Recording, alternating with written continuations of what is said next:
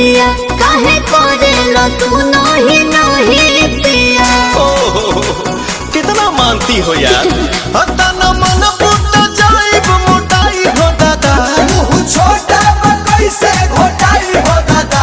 अरे आई हो दादा, अरे आई हो दादा, तमे हरी मिलल बिया हमारा के गाई हो दादा।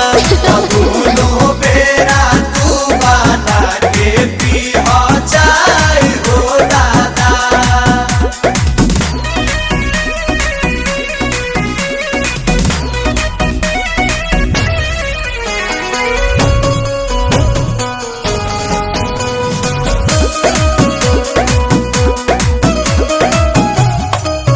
मिलत खीरे बाहो पनीरे बाहो, ऐसन वाइफ से लाइफ अमीरे बाहो। भगवान के लिखल त कदीरे बाहो। बोला बोला का कहे बोए सयाने आई नमकीन के मिठाइया।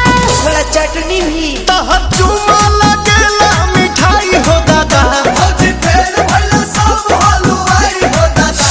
अरे आई हो दादा, अरे आई हो दादा, तमे हरी मिलल बिया हमारा के गाई हो दादा।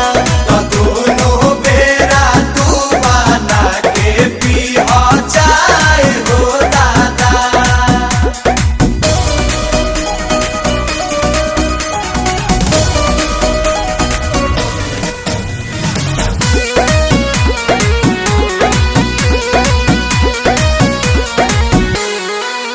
मने आंसू के हो प्रियांशु के हो, ई त जान ही पवन बेआसू के हो।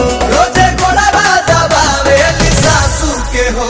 पिया आई था कौन बने रोआ लगाई दी दिल गमकौआ। अच्छा हाजी बेलू मोहरत के दर्द भगाई हो दादा। हर बोलिए लगेला दवाई हो दादा। अरे आई हो दादा, अरे आई हो दादा, तुम हरे मिलल बिया हमारा के गाई हो दादा।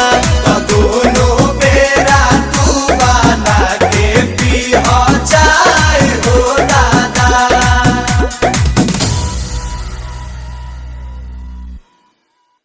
अरे आई हो दादा, अरे आई हो दादा, तमे हरी मिलल बिया हमारा के गाई हो दादा।